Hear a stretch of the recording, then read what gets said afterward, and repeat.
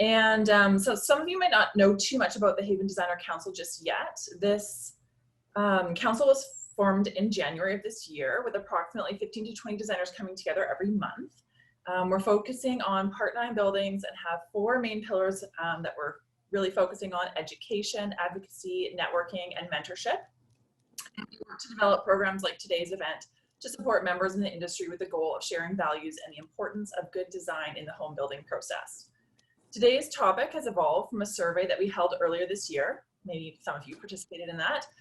Noting the feedback on mentorship showed that there was interest, but people needed to know more to really understand if they wanted to commit or if it's something that they were really into. Our goal today is to explore the concept of formal mentor-mentee relationship. For sure, we're not looking for people to sign up today, but we do want to kind of gauge people's interest once they know more. We felt that coming together through the last 20 months of the pandemic, a lot of us have kind of been working in these little silos or islands and felt isolated in our working environments. So discussion on mentorship to help build connections seemed very appropriate. We have Jamie Banfield of Jamie Banfield Design hosting today's session. Formerly trained in interior design with a complementary background in construction and custom millwork, Jamie's the principal designer at Jamie Banfield Design. Recognized by the NKBA as one of the industry's top 30 under 30 in North America, one to watch by Western Living Magazine, and a finalist for the Robert Lettingham Memorial Emerging Designer of the Year Award. Jamie has certainly accomplished a lot in his time in the industry. I'm curious, Jamie, you're quite passionate about this topic, and with everything that you've accomplished, I'm sure everybody here is wondering, have you been mentored? I have. There we go. Well, Sarah, thank you for the introduction. And I have been mentored. I've been a mentee. I've not been a mentor, but I'm excited to learn more about from Ankit what we can expect on, both sides of the kind of table there and those type of things. I met Ankit a couple years ago at an organization called EO, and that's Entrepreneur Organization. And I kind of got involved in that association to pretty much, surround myself with entrepreneurs, or honestly, it's lonely out there kind of running these ships and just kind of connecting. And Kit was somebody that kind of pulled me in. I remember going to a conference in Edmonton, I think it was, learning lots there and just seeing kind of just this emerging kind of, everybody can kind of help and foster kind of growth within whatever your kind of industry is. So Ankit Sharma, he's the founder and CEO of Kitply Industries, and they were founded in 2010. Kitply, if you don't know, is an award-winning a distributor for hardware and plywood goods for manufacturers, designers, you name it, across BC. And one thing we kind of chatted about was how to kind of bring that more home to Canada. How do we source more in Canada, can manufacture in Canada, and things like that. I know that's something he's passionate about.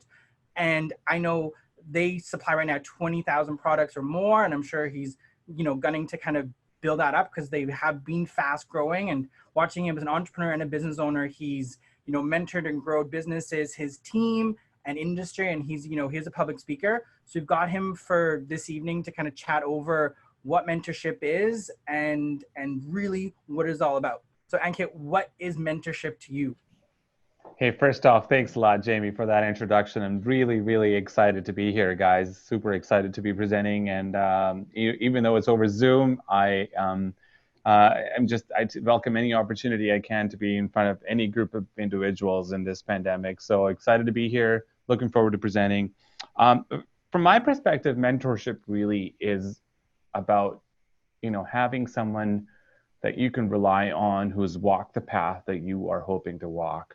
And, I've been both a mentor and a mentee many times in the past. I'm in both of those relationships right now as we speak. And there's different types of it, but the reality is it's about having someone that you can rely on and you can count on to be able to share a relationship, that you can share something that's confidential to you. They can help you see blind spots. They can, more specifically share experiences that they've experienced in their journey. What I also like to talk about, Jamie, anytime I talk about mentorship, is what mentorship is not, because I think you had a recent experience where you felt that someone was almost trying to reach out to you in looking for specific information that may have been proprietary to your business. So I think it's also important to talk. Maybe you can share your story about what the situation was where you felt uncomfortable being a mentor. Well, yeah, somebody reached out, they're running their business, they're looking to join our team, and they want to kind of work part-time for us and also run their own team, which is pretty much, I see that as a big red flag, conflicting. But I wanted to say, like, there's things I've done to get here, which if I had somebody to kind of push me this direction or give me a bit of advice here, maybe I could have jumped over these hoops a little faster. So that was kind of the situation I was in. And I didn't understand is this mentorship? Is this a good path to go down? Is this beneficial for one person, both people? What was this, right?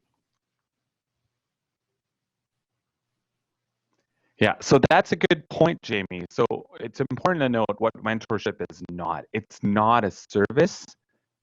You're not, there may be money involved in that, you want to respect the time of your mentor. So there may be some money exchanged, but it's that money exchange is to respect your mentor's time and not necessarily a transaction it's not a way that the mentor is making money. That's not their primary source of income.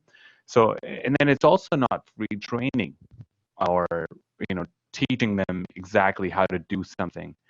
And it's not a pair of hands to help in your business. That one is obvious. But, sometimes mentors will get involved. Well, can you help me negotiate this deal for me?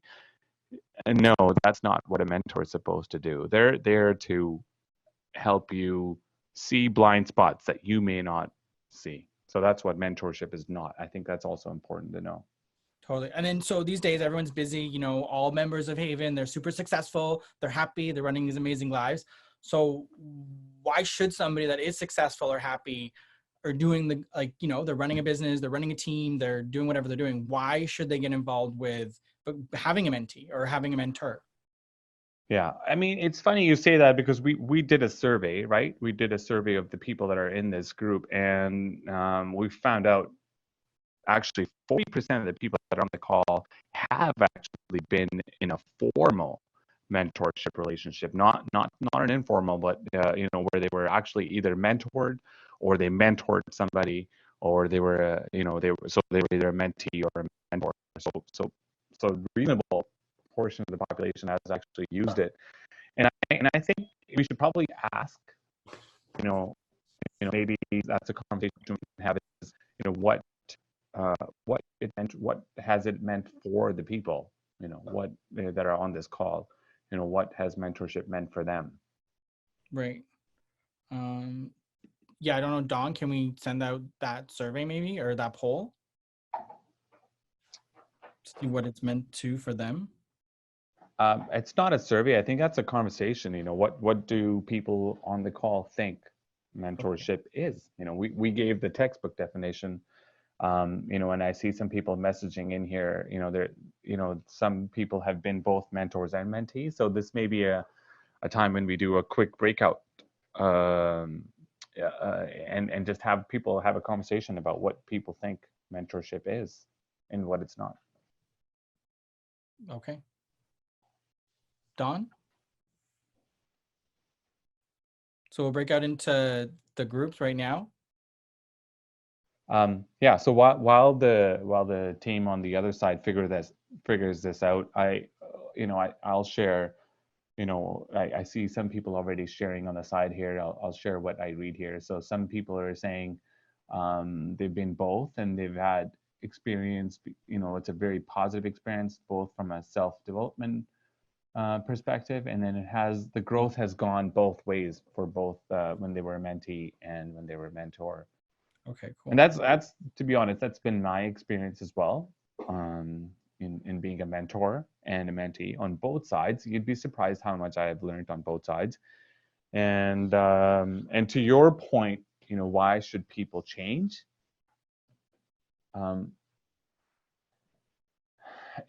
If I think of my own journey as an entrepreneur over the last 10 years, where it's been lots of ups and downs, hiring and building my business and training people, and a lot of senior people, because I started pretty much right out of university. So for me to be able to have people working for me that have 30 years of experience in the industry, is not an easy thing. So I've actually been mentored by my employees. I've been mentored by my sometimes competitors, and it's basically a path where you get to learn from people who have walked the same path.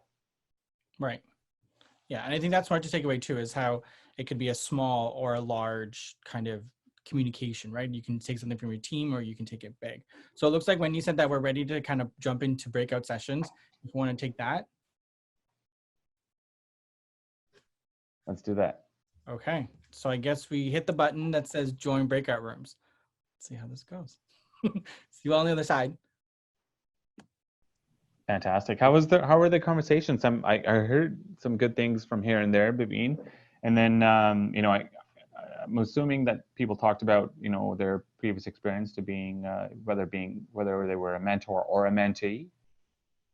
Jamie, was that what happened? Yeah, I would say in our group, I think there was more formal on being mentored. So the group was kind of being mentees. Or one question came up was, well, what's the difference between coaching and mentorship? But one good feedback from Greg was that you can actually teach somebody being a mentor or a mentee. So he got feedback from one of his mentors saying, hey, you helped me out. You taught me a lot of things too. So I think there was a lot of good feedback for sure. I think that's a good point. I think you do learn, but I think it's key to recognize that you don't go into the mentor relationship thinking that they're going to teach you something. They're not a teacher. You may learn a lot, and I really hope that you end up learning a lot. That's just organically them sharing their experiences. The last time I was doing this, and this is what I did, and then you learn from that. But they were not teaching you a specific skill. They're not trying to teach you how to do AutoCAD, for example. Exactly. But I was able, and I think just being present too, right? Just being in that mindset of exchanging information and just being open to absorb. I think you can learn a ton of stuff, right? So I guess where we left off was, what does mentorship mean? And then kind of, what is it? Why get involved? If I'm successful or happy, why even get involved? And then what does the mentor or mentee gain from being in the mentorship mentee relationship?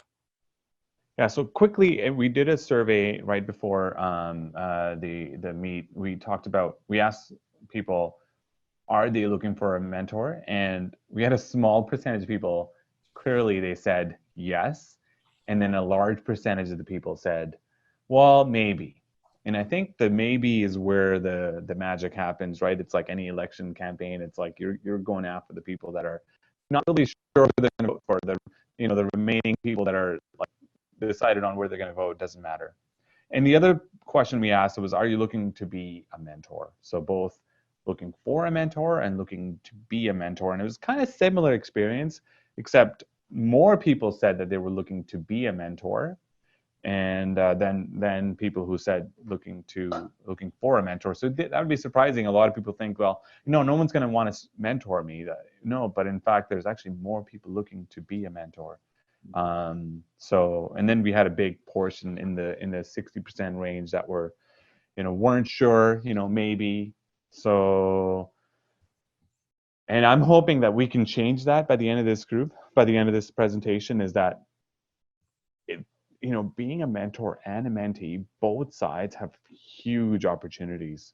Some of the most famous people or successful entrepreneurs you can think of, like Steve Jobs or Mark Zuckerberg or Bill Gates or Warren Buffett, they've all been in mentoring relationships with other people, and it is a great way for a mentee to have a sounding board where they can think of it. I can only share my experience where I have reached out to other entrepreneurs who were running and had started a business from scratch, and now they were climbing stairs were on a path where they had not been before. I recently hired someone with 30 years experience in the industry. They were general manager for one of my competitors. I don't always know how to manage that person. I've not been in that situation before, but being able to talk to a mentor who's been there is just vastly underrated. It is, just someone who, who maybe is hiring a vice president right now, but had in the past hired a general manager. So that experience sharing that you can get from a mentor is just unbelievable. Yeah, and one of the things that came up actually with in our kind of breakout session was that being mentored by a competitor. So what's your take on that? Like somebody in your region, in your neck of the woods, they kind of do what you do. They're obviously, maybe a couple of steps ahead in things that you might want to grow on, but what's your take back on that? I think it's sensitive, being able to, mentor with a competitor specifically in your industry is difficult. So it has to be someone who's very evolved, so I think a famous example that I can think of is I think it was someone in the fashion industry. It was either Yves Saint Laurent and somebody that was able to learn with, and the reason they were able to do that is because it was a give and take. It wasn't just a one-way relationship, so the competitor was maybe at a different level, and they weren't direct competitors. They were competitors at a, even though they were both selling fashion, they were selling to different groups of people, or they may have complemented each other. So you have to be cautious about that. But I think the expectation is all on the mentee side. The mentee has to, define the relationship with the mentor. They have to figure out what their goals really are, and give back to your mentor. Don't just take. This is not a relationship where you're just like the mentor is giving everything to the mentee. Think about what is it that you can give to them. If you go into the relationship with that mindset, you're going to feel valued by the mentor, and they're going to be more open to sharing with you as well in return. Right. And then one thing I actually did take away, which I was not even aware when I was being kind of mentored, was how excited the mentor got on me actually excelling and us growing. Like they were more excited and more, I wouldn't say more invested, but they were more excited, and like they're like, oh my God, we did this and we did this. And it's, even though like you're not part of my company, but at the same extent, it felt like an arm that somebody was there kind of on, well, not on speed dial, but kind of. That's such a good point. I mean, I would have to say that I have learned arguably just as much being a mentor as I have been a mentee, which is a big statement to make because I've had some amazing mentors. But from my experience, what I learned in the times when I was a mentor myself was, I just had so much more awareness of who I was and what I was giving and how I was operating. And, I've done things a certain way for a long period of time. And all of a sudden, someone else comes and asks me about what it's like to go into a 5-year long-term lease. That was something that I just took for granted. I just like, yeah, this is how you do it. And all of a sudden they bring you a perspective that you're like, yeah, but I don't have to give my personal guarantee when I do a 5-year lease. That was something, so that came up in a conversation that I had with one of my mentees. So, there's a famous quote that nothing fails like success. So all these really successful people, they have to constantly be in touch with situations where they're learning from other people. So it's really important for a mentor to, be vulnerable with their mentee and share their experience, and then hopefully learn from that as well. Cool. Well, yeah, great point. So let's say somebody wants to become a mentee. What is the expectations? So you've got to drive the relationship. It's really important to recognize that even though you're like, well, yeah, but the mentor learns a lot from me too, and this is beneficial to them as well. You really have to drive that relationship. Show up, make sure that you are, reaching out to the mentor in time, giving them updates, providing them, sharing vulnerably, sharing openly, confidentially, And sometimes you may feel uncomfortable, but recognize that this person has your best interest at heart. So so it's really important to that the mentee drives the relationship, and the mentor kind of just shows up and just shares. They're the gray hair in the room, and they just share their experience. That's all they do. Okay, cool. Scott brought up a good point saying when, a certain level of success in a business, that's when you kind of turn over to becoming kind of coaching. And he mentioned about that's the natural path. So what is the stigma on like, how far ahead you have to be a mentor? Or as a mentee, like let's say I'm a design student looking to get my first job. Is that a mentorship opportunity, or is it pretty much like this is the elite, go straight to the elite? What are you kind of looking for when you are that mentee? I think day one on both sides, mentor and mentee, there isn't a specific time. You'd be surprised.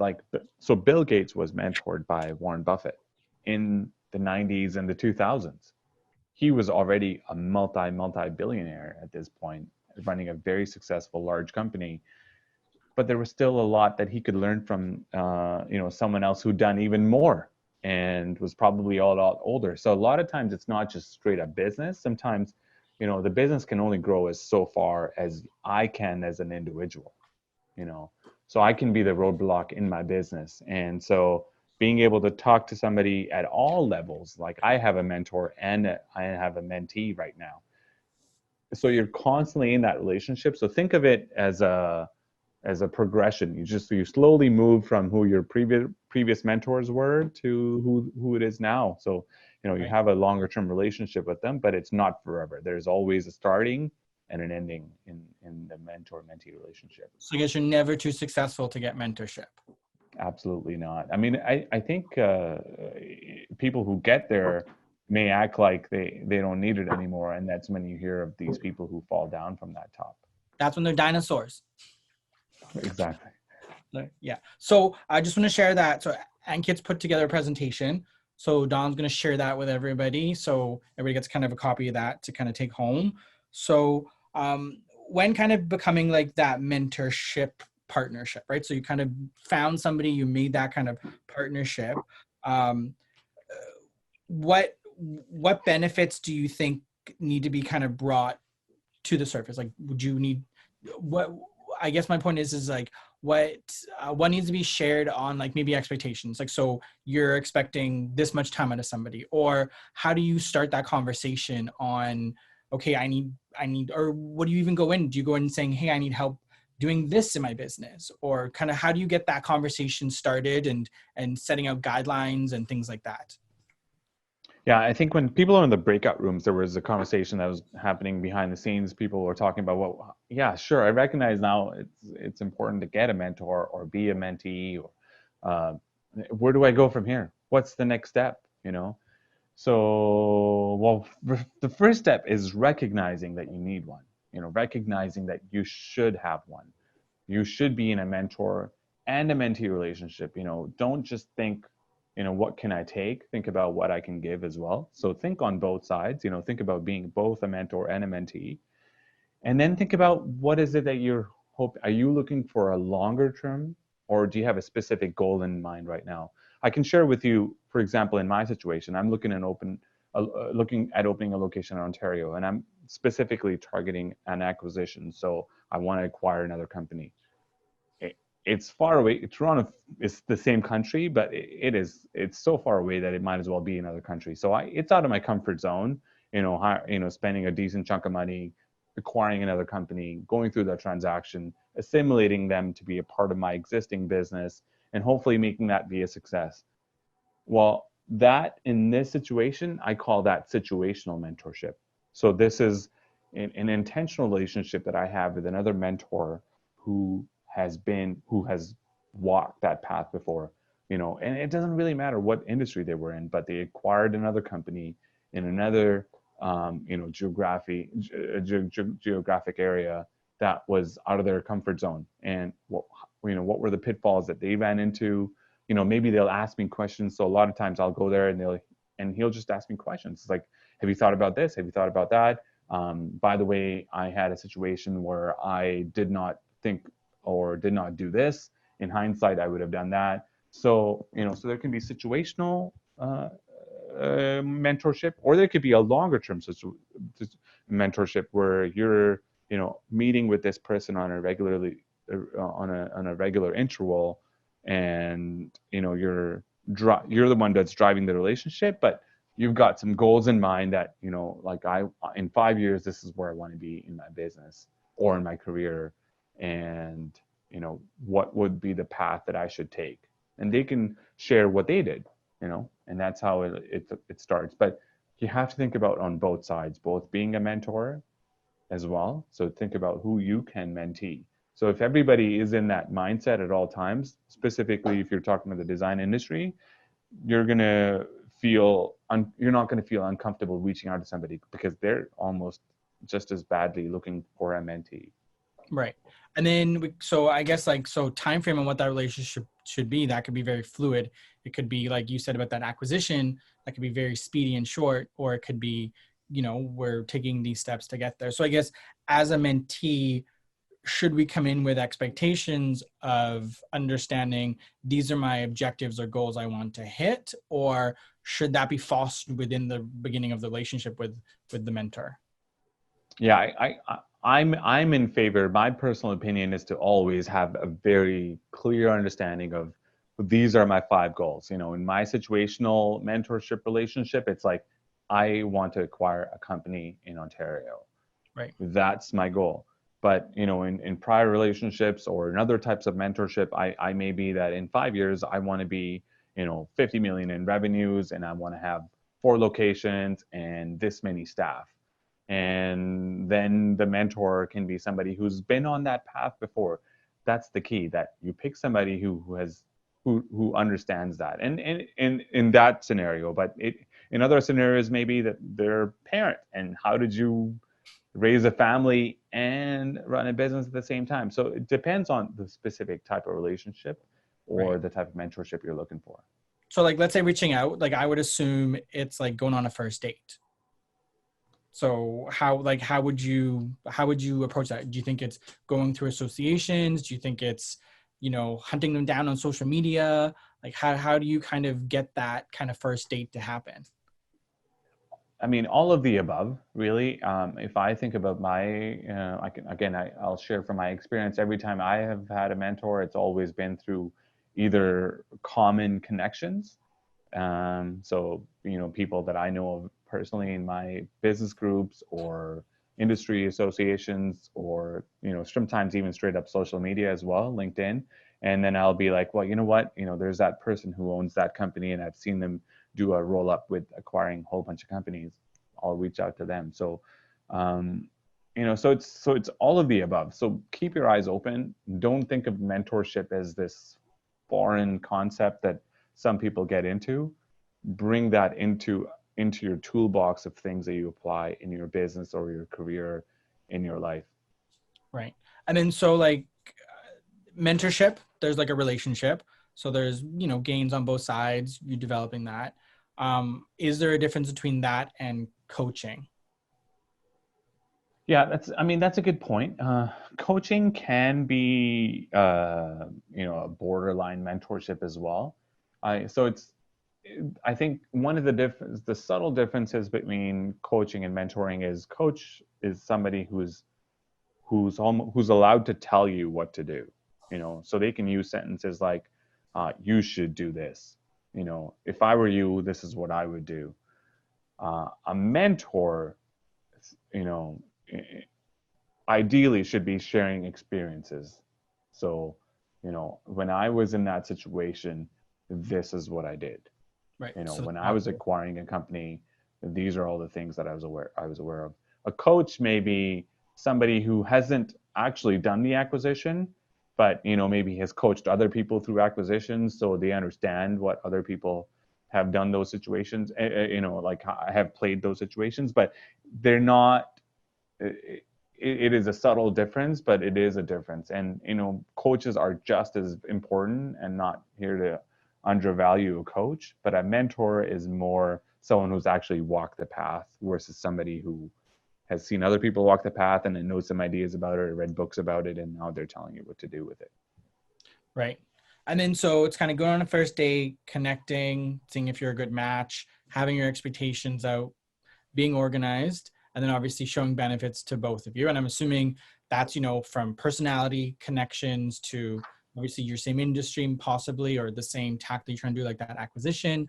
You mentioned kind of being a mother in business, how to do that. So there's all different ways that we can kind of look at being a mentor and a mentee.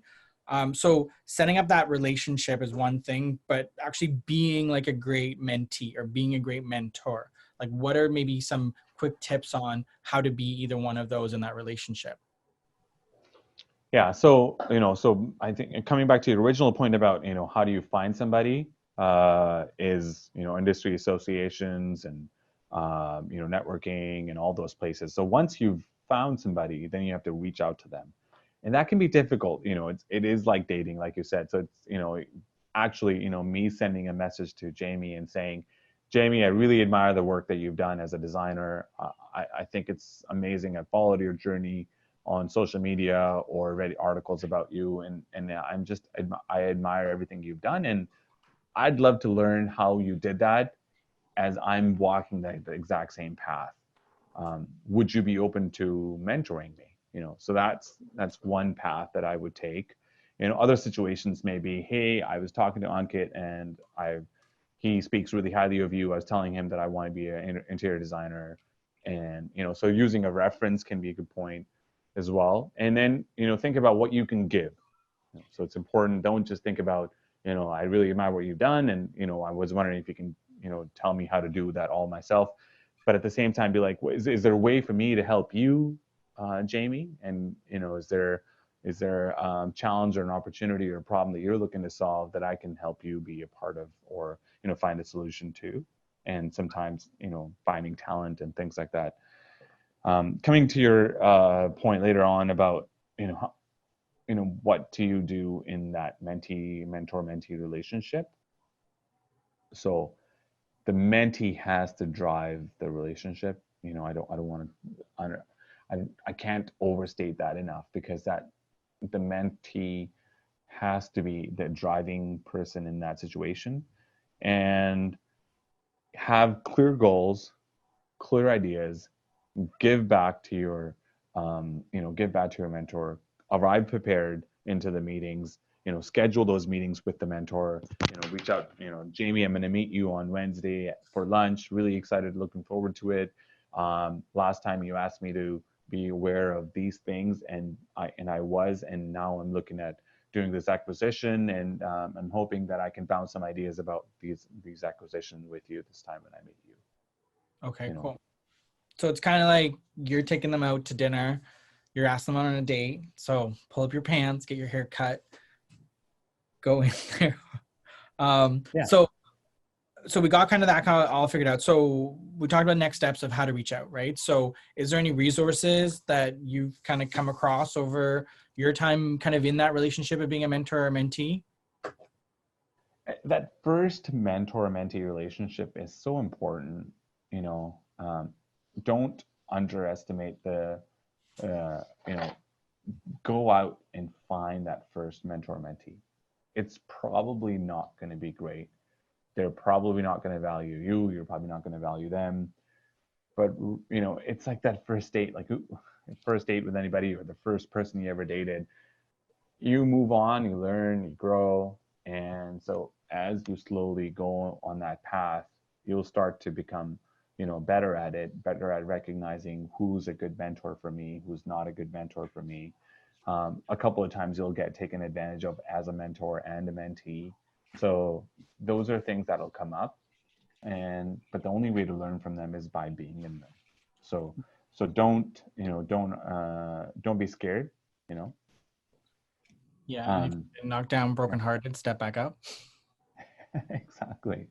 Okay. So reach out to previous bosses, maybe partners that you may have had, colleagues even, that you worked with in the past, reached out to people in the industry, Anybody they can think of in your network of friends, and post on social media if you're like, hey, I'm looking for a mentor, or I'm looking to be a mentor right now. In terms of resources, there's a few good books that I have read in the past. The big one that I recommend is The Coaching Habit. I know it's not called The Mentoring Habit, but The Coaching Habit I recommend because it's a mindset. Coaching is a mindset, and mentorship, so there's a specific methodology called Gestalt. Okay. I don't know if people have heard of the Gestalt mindset. Jamie, were you in that conversation we had about Gestalt mindset in the past? No. No. Okay. So Gestalt mindset is basically it's a psychology where you're sharing what you have experienced in the past. So you're not telling somebody what to do. You're not, and so you're asking questions and you're sharing things from your own experience. That's it. So there's that Gestalt mindset. And so The Coaching Habit is a good book for that. It helps you teach, learn that and apply that in your daily life. And The $1 Trillion Coach is a good book as well, because this person, I forget his name now, he was the coach. He's deceased now. He was the coach for Eric Schmidt, for the founders of Google, for Mark Zuckerberg for Facebook. So, all the companies, all the CEOs that he coached became $1 trillion companies later on. That's why it's called a $1 Trillion Coach. And there's a lot of learning in that. You realize, how even these uber successful big company CEOs all have mentors and mentees that Right. they So talk to on a regular basis. Yeah. Never too big. Okay, cool. So does anybody have any questions to throw at Ankit right now? There's some in there kind of answering them. I just want to say that I'm really enjoying it. I like the way that you're going back and forth and, just being open. I like the way you're sort of inquiring the questions, Jamie, and drawing out the information. And I agree with everything that's been said. It's a two-way street, and being a mentor or a mentee is all about being an open vessel and giving and taking. And whether it's through business or personal development, or in this world, design arena, there's so much to gain from networking and team development. I think we really need to start trusting one another. Yeah, there are going to be pitfalls and bad experiences, but you've got to keep going, right? You've got to be open, and amazing things are going to happen from groups like this developing and teams developing. And so I'm glad to be here, and thanking you for putting it together. Yeah, no, thank you, Scott. Anybody else have any questions? Thanks for sharing, Scott. And maybe I'll quickly ask you, have you been in a mentor or mentee relationship in the past, Scott? Yeah, I'm a massive business development guy. So I'm 54 years old now, and I've been very successful, and I've had massive failures. I work now as part of the leadership team for Alair Homes. Jamie and I are surrogately connected.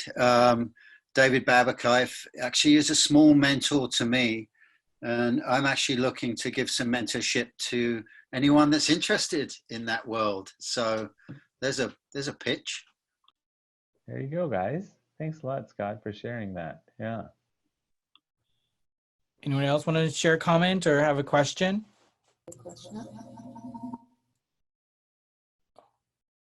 So we got one question here about high school students. So is that something that we can get involved with as a community, or like what level? So I'll back that up. So is that a good place to start to get your feet wet, to learn about what that actual relationship could be with somebody that young, with that whatever they're sitting, or should you go in with a higher level of expectations, like you said about dating, kind of go in with somebody that is a professional, is in the industry, or is that somewhere you can start? I think high school students is an amazing experience. There's such a big gap in the next generation that are graduating now compared to the way we graduated, the way we grew up. There's so much learning to be had from this group of people. I would be honored to be mentoring a high school student. I know they seem like they're really young and new and or maybe disorganized or not really sure of what they're looking for. But they're just their mindset and how they think about problems and what they feel are the challenges that the world faces. It's like as I keep getting older, it becomes so much more important for me to be able to connect with the younger generation so I can know what's happening in their world, and that's going to impact me no matter what, I think. Right. Yeah, I think that's super smart. Thanks for sharing that for sure. Does anyone else have any questions to throw at Ankit? Because I think we're going to take a poll, right, Wendy, I believe, on what's the ratio now of who would actually jump into becoming a mentor or mentee. I don't know if that popped up on everybody's screens.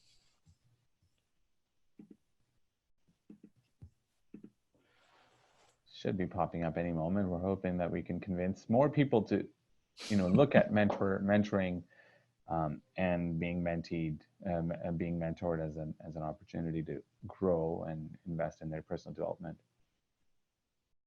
Yeah, and I think we're going to jump into breakout sessions. So I do want to thank Ankit for sharing these, but we're not done. So I believe we're going to jump into breakout sessions, and then we're going to connect and then have kind of a happy hour. Oh, there's the poll. Can you see the results, Ankit? I cannot. So it looked like 53% are interested in being a mentor, 35 are maybes, and then 76 are interested in being being mentored. Wow, so that's changed a lot from the original numbers that we had prior to us doing the. Maybe one of the questions I could ask the group is, where are their hesitations? I think a lot of people are, afraid about reaching out to somebody, or sometimes they don't know where to reach out. I think those are the couple of things that I would imagine being difficult for people. Yeah, one thing that scared me though, I would say, was wasting time, like reaching out to somebody and wasting their time, or on the opposite end, reaching out to somebody else, having that bad first date, like you mentioned, everyone's going to go through, and then being jaded, or, that kind of imposter syndrome, right? Where it's like, do I actually know what I'm talking about? Do I actually know? Right. Imposter syndrome, right? But I don't know if we want to send that poll out, Dawn, to see what everyone thinks, or someone can pop comments in the comments on the right side. Okay. I think that's the imposter syndrome is a good point, because there's always somebody that's more successful than you are. And so there's that fear in your mind about, like, what do I really know what I'm doing? Because look at that person over there, and they've got 4 times as many employees, or XYZ, whatever you can think about, right? So there's that self-doubt that's always there. But recognize that you have to compare yourself to yourself. Where were you 5 years ago? Are you further ahead from where you were 5 years ago? Yes. And then so stuff now that you didn't know 5 years ago, and you can share that with somebody who may be 5 years behind you. Right. So for sure. Okay, cool. So I think we're going to break out into the breakout session. So that's going to be about 10 minutes. And then everybody bring your questions in there. And I think Ankit's going to kind of jump around the rooms. Jamie, I was hoping that we could share some of the stuff that people talked about, and give everybody a chance to maybe just share if one person can be designated from a breakout room and then just share what they talked about and how it related to our conversation today. Okay, sounds good. I don't know if Lucila, if you want to share kind of what we kind of talked about in ours, or I don't know. Yeah, I can share, and then you can jump in if I forgot something. But yeah, so we shared that most of us have been mentors and mentees, and the experience have been good both ways. And also we shared that it will be good to find a specific goal and then try to find a mentor that have walked that path to be mentor in that specific area. What else, Jamie? Not scared to approach our yes. competitors, like not scared. Oh yeah. And I think also not thinking you're too small, right? So something came up and I was like, oh, we're here, but our people we admire are up here, but there is knowledge between there and there too, right? That could be shared. So not being too small or too big to be a mentor. Yeah. Or, And yeah, and just to reinforce what you said, like, don't be afraid to break that walls within the industry, because there's business to go along for everyone. So the more we help each other within the industry, the better we'll be. So there's a lot to share amongst each other. Yeah. sounds good. So who was in the second breakout group? Somebody want to share from there? Sorry. What did you guys, all good. Who did you guys talk about? It was Sid and, oh, I'm sorry, don't remember your name. Teresa. Anyways, we talked about, none of us have formally mentored anyone, but we all feel like we've experienced informal mentorship through colleagues. And we talked about, Teresa shared that she is actively looking for a mentor right now. She may have one in her boss, but trying to make the next step in her career. I actually met a contractor today on a site, and it turns out his sister might be someone I might end up mentoring, who's currently going to BCIT and interested in architecture. So, Nice. And she grew up with her dad and her brother on site doing construction, and I've done construction as well. So there's some commonality there in not just drawing pretty pictures, but actually having a sense of how things go together, understanding the materials, knowing what they look like. You know, acoustic sealant it's that black goopy stuff that is really hard to work with. It's not some, you know, nice, clean, pretty stuff that goes in there and makes a sound barrier. It's just, you know, understanding the materials is really important. Right. So, yeah, we talked about finding the person, being open to the relationship is important, and kind of is like a first date. You have to allow yourself to be vulnerable in order to grow. Sounds good. So. Great. Thanks for sharing, Erica. How about you, Sarah? Really good point. Did you guys chat about in your group?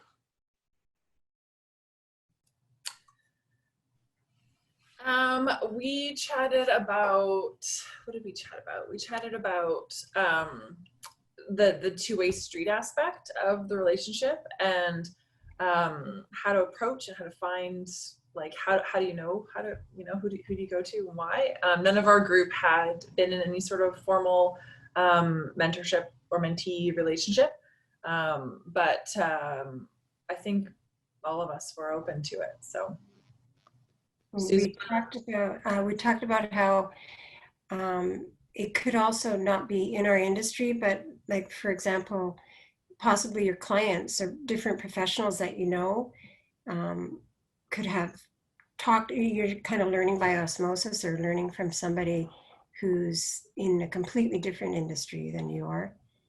And the other thing was about the mentee, and that you were saying that it needs to be driven by the mentee, and that they should, even though they don't have, you know, they haven't been formally mentored before, do they know how to find the mentor? Are they organized, and are they curious in bringing this to the table? what are the defined goals? Like, does a person have defined goals, and does that person pose it to the prospective mentor in a way that the mentor is then open? Cool. Sweet. Thanks, Susan and Yeah, Sarah. that's a really good point, actually. So maybe, you know, to the conversation about, you know, do they always have perfect, clear goals? No. And that can be the first path to the mentorship relationship, is that they figure out what their goals need to be. Sometimes you don't know what your goals are, and you just talk about, well, I want to do well in life, and I want to grow my business or grow in my career, or, you know, I'd love to be able to do, you know, run my own interior design firm one day. That can be a goal, but, you know, specifically, what are the exact things that you're going to have to do? So, you know, working backwards from it, a mentor can help you see those as well. So, you know, the goal of the mentor is to just actively listen and share their experiences. That's it. That's all they need to do. Sounds good. Do you want someone else to share from one of their breakout Yeah. sessions too? Good idea. How about you, Andrew? Mr. Kennedy? Hi guys. Hi Jamie. Thanks for this. It was great. Nice to see everyone. Yeah, I was with Cara and Kevin. Yeah, it was kind of good. We kind of chat about, well, I don't know if I'm an outcast because I'm not a designer, but I'm a contractor. So I thought it was kind of neat. I asked the question, is like kind of designer, mentor, or builder? I don't know. So we just kind of discussed, yeah, definitely, like we, working together with a designer and a contractor is a great relationship because we always have to, you guys have put together the masterpieces of the design and we have to build it. So we have to kind of work together in a collaborative way to come up with the end goal so it's, I think having a builder, a designer mentorship connection is probably a good one. I think is a great one. It would be, so whoever wants to be a mentor with me or mentor together, I don't know. I'm in. So Cool, I love that. yeah. I love that approach. You seem so open to just learning and not be like, I'm a builder, I know everything. It's like you're a modern man in this world and you're going to learn so much from design and architecture with that mentality. Yeah. Well, thanks, Scott. I was telling Andrew that, we each have different approaches to how you can solve a problem or come up with something, because as designers, yeah, we're creating this design, but as Andrew, the contractor, they're implementing it. So each person in that job site comes with such a unique perspective that you really can expand your knowledge and understanding of the whole build process, because the designers normally has a creative brain. So tackling it from this different perspective, where builders are, in my opinion, much more logistical and kind of just have a very different perspective. So I think we can each learn so much from that. Yeah, that's some good feedback.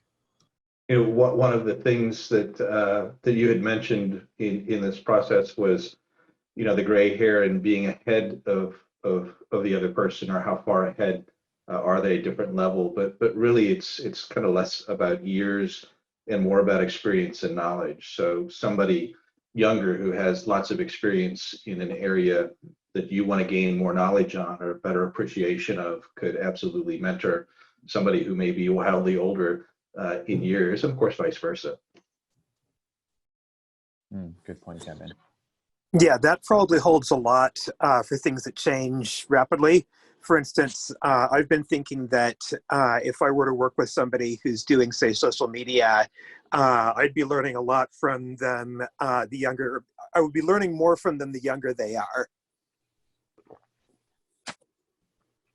Yeah, there's something to be said about ageism as well. I feel like it's one of the last isms that's still accepted. Racism definitely not, sexism definitely not, but ageism. Hey, you were too young for this, or you're too old. You have no idea. I think that those barriers will eventually be crossed as well. But there's so much to be learned from the younger generation because they just have a different perspective on how they see things, and they bring that to us. So definitely technology is an obvious one because they grew up with a lot more technology than we did, but they also have a different perspective.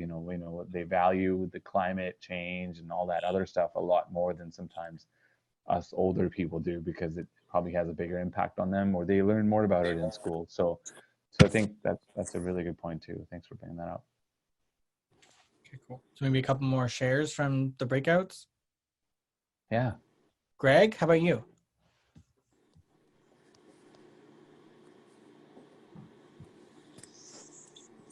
My biggest thing that I took from it was you're never too young, never too old to share your information, as you guys were saying, with natural knowledge of wealth.